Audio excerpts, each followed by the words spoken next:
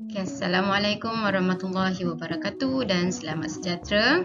Pada hari ini cikgu akan terangkan bagaimana kita nak menulis kajian lapangan. Kita akan lihat apakah format-format yang terdapat dalam kajian lapangan bagi tingkatan 2.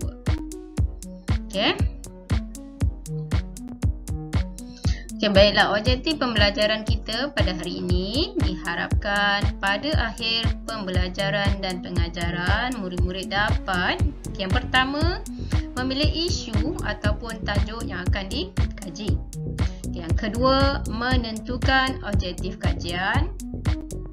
Yang ketiga, memilih kaedah kajian. Yang keempat, merekod dan mengumpul serta menganalisis data ataupun maklumat. Dan yang terakhir, boleh membuat rumusan dan menghasilkan laporan yang lengkap dalam penulisan kajian lapangan.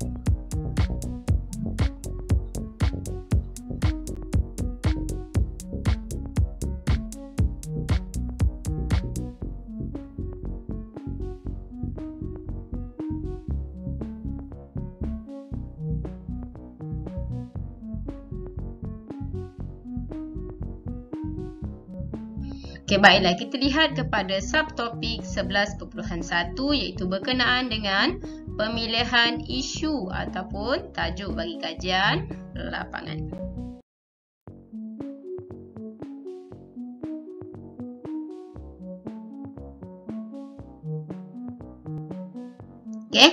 Isu ataupun tajuk yang perlu dipilih adalah berkenaan dengan kajian lapangan, mestilah daripada mana-mana tema ataupun isu geografi yang telah ditetapkan dalam dokumen standard kurikulum pentaksiran di SKP tingkatan 2.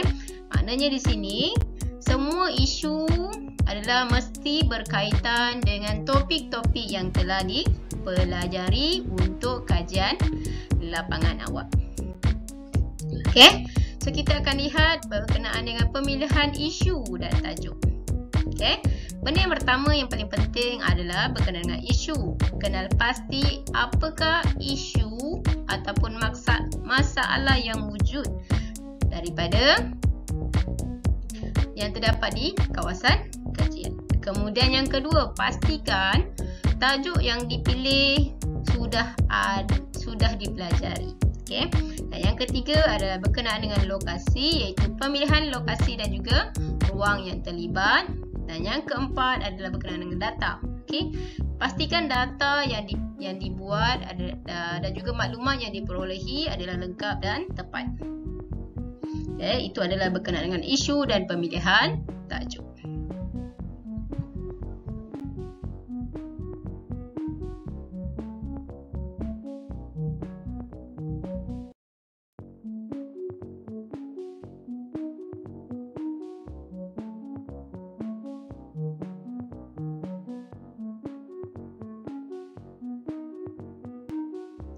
Baiklah, kita akan lihat Raja 11.1 adalah berkenaan dengan kaedah dalam pemilihan tajuk. Dalam kaedah dan pemilihan tajuk, benda yang pertama yang paling penting tadi saya dah terangkan adalah berkenaan dengan isu. Apakah isu yang akan kita pilih ataupun apa masalah yang berlaku dekat kawasan tempat tinggal kita ataupun kawasan sekolah. Kemudian berkenaan dengan tajuk, ini adalah contoh tajuk iaitu berkenaan dengan pengangkutan di Malaysia. Kemudian yang ketiga, lokasi. Kita pilih lokasi, di mana lokasi yang akan kita pilih, sama ada di kawasan sekolah ataupun di kawasan tempat tinggal. Dan yang terakhir adalah berkenaan data, sama ada dalam bentuk graf, jadual ataupun carta pie. Kita lihat yang seterusnya. Ini adalah contoh soalan bagi tugasan geografi berkenaan dengan isu ataupun tajuk yang dipilih. Contoh soalan yang pertama kita lihat, calon dikehendaki menjalankan kajian tentang tajuk berikut. Kajian pengangkutan di kawasan tempat tinggal ataupun sekolah anda. Baiklah, untuk tajuk kajian pengangkutan Okey, kajian tersebut mestilah merangkumi perkara-perkara seperti yang di bawah ini.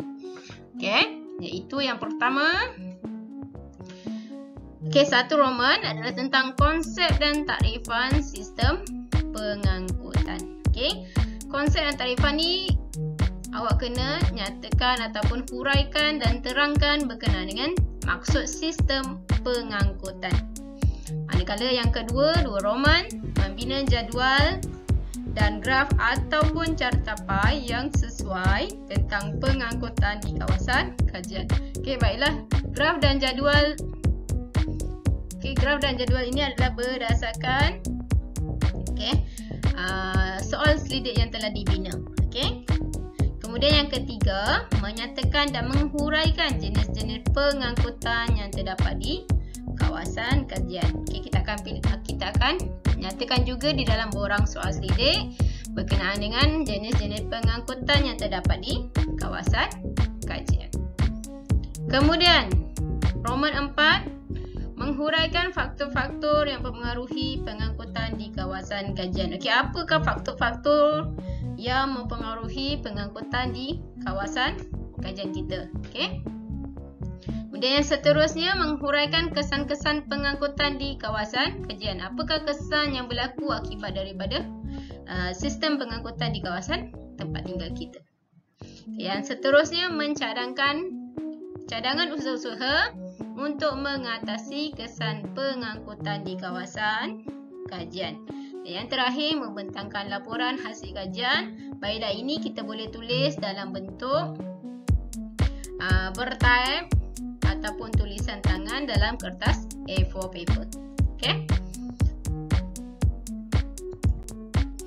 Baiklah, ini adalah contoh kedua, iaitu tentang soalan tugasan geografi. Okay, ini contoh isu yang kedua, iaitu calon dikehendaki menjalankan kajian tentang tajuk berikut, iaitu tajuknya kajian tentang perkembangan sistem perhubungan telekomunikasi di kawasan tempat tinggal anda. Okey, ini berkenaan dengan sistem telekomunikasi. Dia sama saja macam untuk tugasan satu tadi, tapi yang ini berkenaan dengan telekomunikasi. Okey. Dalam kajian ini mestilah merangkumi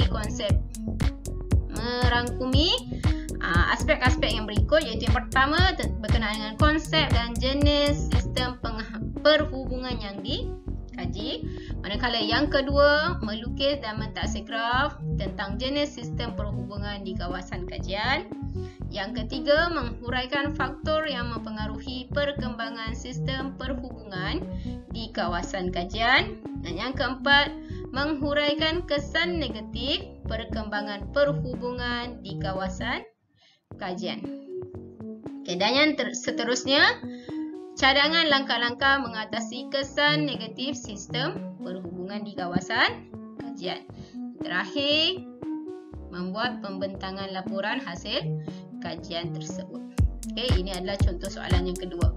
Okey, soalan-soalan lain ataupun isu-isu ataupun tajuk-tajuk lain telah kita pelajari juga boleh kita kaji dalam kajian lapangan tingkatan 2. Baiklah, ini adalah contoh jadual kerja yang telah saya berikan. Okey. Contoh jadual kerja yang pertama mestilah ada bilangan, mesti ada tarikh dan hari, dan apakah aktiviti yang dilakukan serta catatan.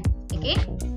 Kalau bahagian catatan ni kita buat semasa waktu PKP, waktu PDPR di rumah ya. Dan ini bergantung kepada catatan apa yang kita nak letak di sini. Okey. So bahagian aktiviti mestilah merangkumi aspek soalan yang telah saya berikan tadi. Okey, contohnya yang pertama untuk bilangan 1, menerima soalan dan panduan rubrik pelaksanaan kajian. Contohnya tajuk pengangkutan awam di kawasan kajian. Okey. So ini mestilah kita nyatakan di mana kawasan kajian kita. Okey, berbincang dengan guru bentuk pelaksanaan yang hendak dilakukan. Okey, 2, taklimat tentang kajian dan membuat catatan hasil penerangan guru. Okey, untuk nombor 2 ini, bila awak dapat tugasan tu, maka tarikh dan hari awak letakkan tarikh tersebut. Kemudian yang ketiga, mula mengumpul maklumat dalam buku, internet mengenai definisi ataupun takrifan dengan bimbingan guru. Okey, kalau kita nak kumpul maklumat ataupun definisi, kita boleh gunakan kamus online ataupun kamus yang ada dekat rumah awak, kamus bahasa Melayu. Okey. Kemudian berbincang dengan guru hasil maklumat yang diperoleh. Okey. Kemudian kita lihat nombor 4, menyediakan borang soal selidik temu bual dengan bimbingan guru. Okey, ini waktu petang, ini hanyalah cadangan, okey, jadual kerja. Okey, kalau kita lihat dekat sini dia ada nyatakan, okey, waktu petang membuat temu bual soal selidik dengan jiran penduduk setempat mengenai faktor yang mempengaruhi pengangkutan awam. Nombor 5, membuat temu bual soal selidik dengan jiran-jiran di kawasan kajian tentang kesan pengangkutan. Maknanya di sini, okey, nombor 4, nombor 5, nombor 6 dan nombor 7 adalah berkenaan dengan soalan kajian yang saya bagikan awal-awal tadi. Okey. Nombor 8, membuat laporan daripada hasil kajian dengan bimbingan guru. 9, menulis laporan kajian, menyemak laporan kajian dengan bahan grafik. Dan yang seterusnya, mestilah melakukan penambahbaikan ataupun semakan sebelum menghantar hasil kajian kepada guru. Okay, ini ada contoh jadual kerja yang telah saya bina. Okay. Okay, baiklah, kita lihat subtopik yang seterusnya iaitu 11.2 untuk menentukan objektif. Okay. Dalam objektif kajian ni, okay, mestilah harus boleh dicapai. Okay. Objektif kajian adalah untuk menerangkan tujuan asal bagi kajian yang telah dilakukan. Okay. So dalam objektif kajian ada beberapa tips yang boleh digunakan, iaitu dengan mesti menggunakan kata kerja. Seperti yang pertama, okay, mengenal pasti. Kemudian yang kedua, mengkaji, menghuraikan, menjelaskan dan juga mencadangkan. Okay, itu adalah contoh-contoh kata kerja yang boleh kita gunakan dalam penulisan objektif kajian lapangan. Okey, ini adalah contoh objektif kajian yang telah ditulis. Okey, bagi tajuk pengangkutan awam, kita lihat. Okey, sebagai pendahuluan dia, antara objektif kajian yang digunakan dalam kerja lapangan KSSM tingkatan 2 iaitu kajian mengenai pengangkutan awam di contohnya Taman Delima Keluang Johor adalah seperti yang berikut. Yang pertama, menyatakan konsep dan takrifan sistem pengangkutan. Yang kedua, menyatakan dan menghuraikan jenis pengangkutan di kawasan kajian. Yang ketiga, menghuraikan faktor yang mempengaruhi pengangkutan awam di kawasan kajian. Yang keempat, menjelaskan kesan sistem pengangkutan di kawasan kajian. Dan yang kelima, mencadangkan langkah-langkah untuk mengatasi kesan pengangkutan awam di kawasan kajian. Okey. Di setiap objektif di kawasan kajian ni, perkataan di kawasan kajian ni sila tukarkan awak punya kawasan kajian. Contohnya tadi saya cakap yang pertama tadi Taman Delima. So nombor 2 ni menyatakan dan menghuraikan jenis pengangkutan di Taman Delima Keluang Johor. Contohnya macam tu Itu adalah contoh bagi penulisan objektif kajian. Okey, kita lihat bagi 11.3, okey, iaitu penentuan kaedah kajian.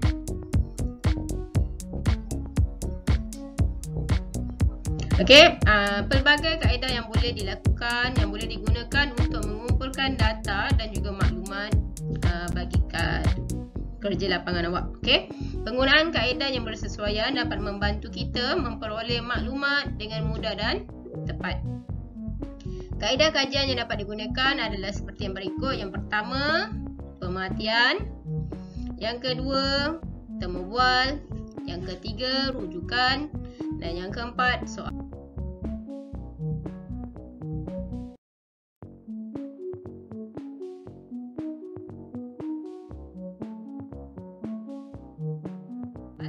Selidik. Okey, ini antara contoh-contoh kaedah kajian. Okey, yang pertama adalah pemerhatian. Okey, pemerhatian ni adalah kaedah yang memerlukan kita membuat pemerhatian dan mencatat perkara ataupun isu yang hendak dikaji. Kemudian yang kedua, foto yang diambil boleh menjadi bahan bukti bagi kaedah pemerhatian. Okey, kita lihat yang kedua. Contoh kaedah kajian yang kedua adalah melalui temu bual. Okey, kaedah temu bual memerlukan kita berjumpa dan bersoal jawab dengan seseorang secara lisan. Okey, untuk mendapatkan data dan juga maklumat. Okey, borang temu bual diperlukan dalam kaedah ini dalam kaedah temu bual. Okey, mesti ada borang temu bual semasa kita membuat temu bual. Okey. Kemudian yang terakhir, orang yang anda temu bual ni dipanggil sebagai orang sumber. Okey, orang sumber yang kita jalankan temu bual, yang kita tanya dekat orang tu. Right? Okey, baiklah, yang seterusnya, yang ketiga adalah kaedah rujukan. Okey, kaedah rujukan ni memerlukan kita membuat rujukan di pusat sumber sekolah, laman web, buku, majalah, jurnal, keratan akhbar dan juga bahan-bahan multimedia yang lain. Okey. So PKP kita tak perlu nak pergi ke sekolah, kita hanya rujuk di dalam laman web ataupun buku-buku yang ada di berdekatan dengan kita. Okey, anda perlu menyatakan sumber rujukan yang digunakan pada bahagian selara rujukan dalam laporan awak. Okey. Dan kaedah kajian yang terakhir adalah kaedah soalan selidik. Okay, kaedah soalan selidik ni merupakan kaedah mengumpul maklumat dengan mengedarkan borang soal selidik. Okay, responden hanya perlu menjawab soalan-soalan yang disediakan dalam borang soal selidik. Okay, so waktu sekarang ni PKP, so kita akan buat borang soal selidik melalui Google Form. Okay, ini adalah contoh penulisan kaedah kajian. Saya bacakan ya.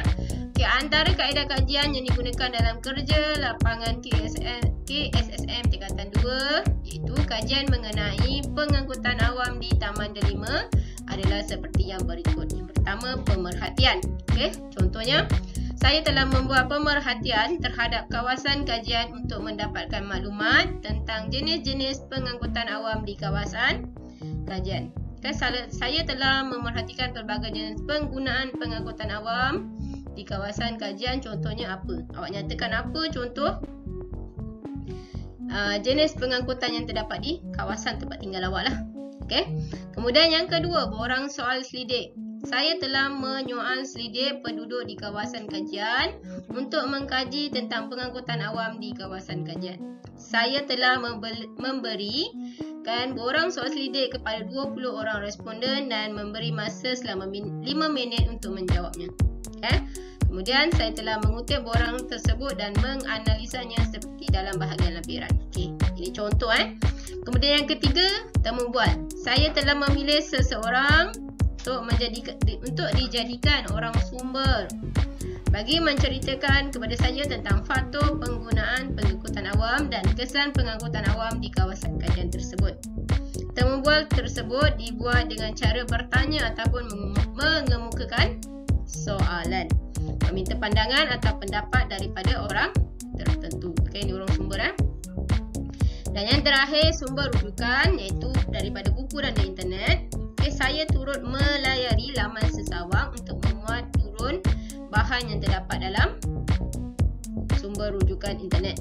Okay, sebagai rujukan. Okay, selain itu, saya juga telah menggunakan buku teks geografi tingkatan 2 untuk memudahkan saya membuat kajian ini. Okay, ini adalah contoh penulisan bagi kaedah kajian. Kemudian kita lihat 11.4 cara merekod, mengumpul dan menganalisis data. Okay, ini penting. So, yang pertama, data ataupun maklumat yang diperoleh dan direkod daripada beberapa kaedah kajian yang perlu dikumpul dan dianalisis. Okay, macam tadi kita dah bincang ada 4 kaedah. So, daripada 4 kaedah kajian tu kita akan guna untuk menganalisis data. Okay, untuk menganalisis data, untuk kumpul data dan kita akan buat penulisan. Kemudian yang kedua, Data yang dianalisis kebiasaannya dipersembahkan dalam bentuk jadual, raja dan juga peta pemikiran. Ini bergantung kepada kita punya dalam borang soal selidik. Kemudian yang ketiga, seperti yang ditunjukkan dalam Raja 11.1 dan Raja 11.2 supaya lebih jelas dan juga tersusun. Kita akan lihat Raja 11.2. Okey, ini jadual 11.1 dulu, kepentingan pengangkutan awam. Okey, ini adalah contoh daripada borang soal selidik. Okey. Ini tajuk dia jadual 11.1, kemudian ini dapatan yang diperoleh daripada borang soal selidik. Okey.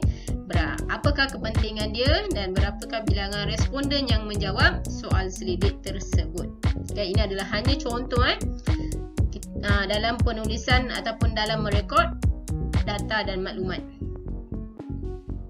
Okey, kemudian kita lihat ini contoh juga yang kedua, Raja 11.2, iaitu contoh peta pemikiran yang boleh digunakan dalam penulisan data dan juga maklumat. Okey, boleh gunakan peta bulatan, peta buih berganda, peta pokok, peta dakap, peta alif, peta pelbagai alif dan juga peta titik. Okey, ini adalah bergantung semuanya kepada kita punya borang soal selidik. Okey. Maka murid-murid boleh melukis peta pemikiran sebagai bahan grafik dalam penulisan laporan kajian lapangan.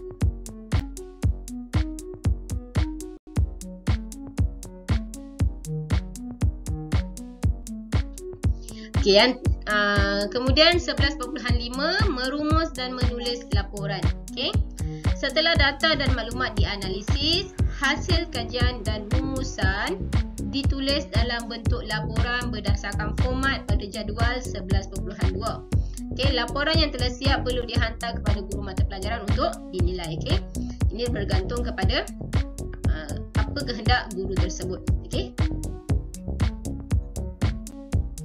Okey, kita lihat contoh laporan kerja lapangan. Penulisan laporan kerja lapangan hendaklah dibuat mengikut kriteria berikut. Yang pertama, kertas bersaiz A4. Okey, format asas penulisan laporan hendaklah mengandungi perkara berikut. Yang pertama, tajuk kajian di muka hadapan laporan dan juga senarai kandungan. Okey, ini adalah contoh penulisan muka hadapan.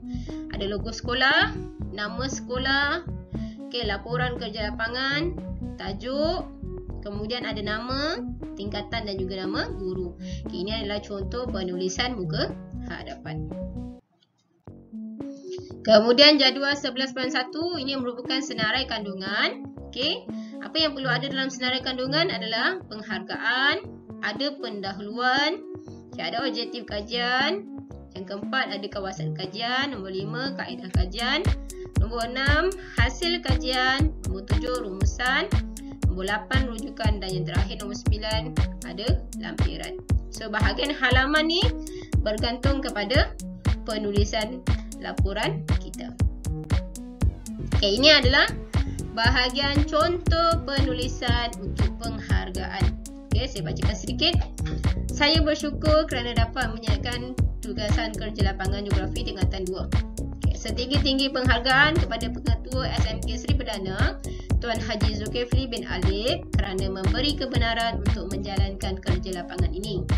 Saya juga ingin merakamkan ucapan terima kasih kepada guru mata pelajaran geografi saya iaitu Puan Suziana binti Puliran kerana telah membantu saya dalam penyediaan laporan kerja lapangan ini.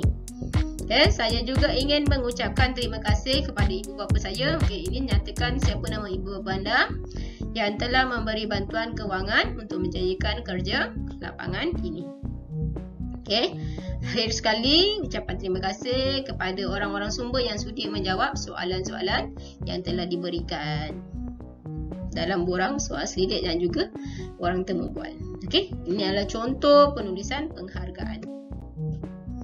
Kemudian kita lihat contoh bagi penulisan pendahuluan. Okay, ini hanyalah rangka contoh saja, kita boleh buat sendiri. Okay, saya telah menjalankan kajian tentang pengangkutan awam di Taman Delima, Keluang Johor. Saya memilih tajuk ini kerana kebanyakan penduduk di sini menggunakan pengangkutan seperti kereta, bas, teksi dan e-hailing serta motosikal untuk ke suatu tempat. Saya menjalankan kajian ini selama 14 hari bermula 1 Julai 2021 hingga 14 Julai 2021. Okay, penulisan laporan kerja lapangan dilakukan di rumah iaitu pengajaran dan pembelajaran di rumah PDPR pada waktu pengajaran dan pembelajaran geografi. Kemudian ini adalah merupakan contoh penulisan objektif kajian. Saya menjalankan kerja lapangan di Taman Delima Keluang Johor bertujuan untuk 3.1 mentakrif dan menghuraikan konsep pengangkutan awam. Kedua, menyatakan dan menghuraikan jenis pengangkutan awam. Okay, yang ketiga, menghuraikan faktor yang mempengaruhi pengangkutan awam di kawasan kajian. Yang keempat, menghuraikan kesan pengangkutan awam di kawasan kajian. Yang terakhir, nombor 5, menjalankan usaha-usaha untuk mengatasi kesan pengangkutan awam di kawasan kajian. Okey, dalam penulisan kajian, objektif kajian mestilah ikut kepada kita punya soalan yang telah diberikan oleh guru-guru anda. Okey, pastikan penulisan objektif berdasarkan soalan yang diberi. Okay, kemudian kita lihat contoh penulisan kaedah kajian. Okay. Contohnya, saya menjalankan kaedah menggunakan kaedah berikut. Saya menjalankan kajian menggunakan kaedah yang berikut. Contoh yang pertama, 5.1 pemerhatian. Saya menggunakan kaedah ini untuk mengetahui jenis pengangkutan di kawasan kajian. Kemudian 5.2 temubal. Saya menggunakan kaedah ini untuk mengetahui kepentingan pengangkutan di kawasan kajian. Selain itu, kaedah ini digunakan untuk mengetahui masalah pengangkutan awam dan cadangan mengurangkan masalah pengangkutan di kawasan kajian. Ketiga, rujukan buku di perpustakaan dan internet digunakan untuk mengetahui konsep pengangkutan. Ini contoh saja ya. Okey. Kemudian kita lihat proses menilai kerja merangkumi perkara-perkara yang terdapat dalam Rajah 11.3. Ini ya, Rajah 11.3 iaitu tentang kriteria dan juga proses kerja. Baiklah, yang pertama kita lihat bahagian perancangan. Okay, yang merangkumi jadual kerja. Ini awal-awal dah berikan. Kemudian pengagihan kerja. Macam mana kita nak mengagihkan kerja. Kemudian objektif kajian dan juga penentuan kaedah kajian. Ini semua merangkumi proses perancangan. Kemudian proses yang kedua, proses awal iaitu mengumpul maklumat daripada pelbagai sumber menggunakan kaedah yang sesuai. Okay, ini bergantung kepada kaedah kajian kita. Kemudian yang ketiga, laporan akhir daripada segi grafik, taksiran konsep, isi utama, huraian dan juga contoh. Ini kita punya penulisan dalam laporan akhir. Okay, ini adalah contoh surat makluman kepada ibu bapa.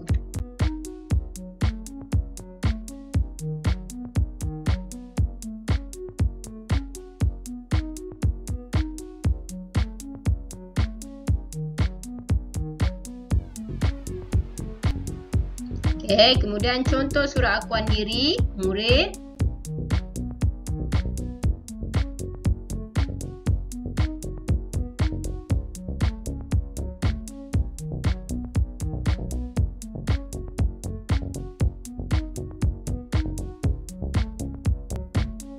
Ini contoh borang soal selidik. Okay, ini contoh soalan-soalan yang terdapat dalam borang soal selidik.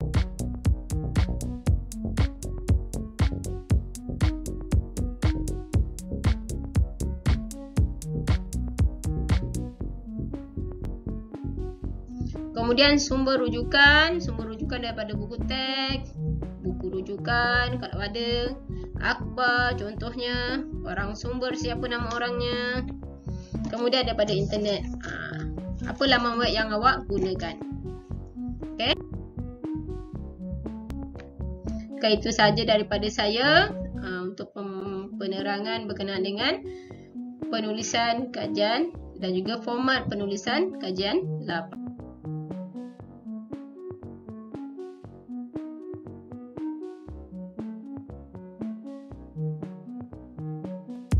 Baiklah, itu saja. Sekian, terima kasih. Assalamualaikum warahmatullahi wabarakatuh.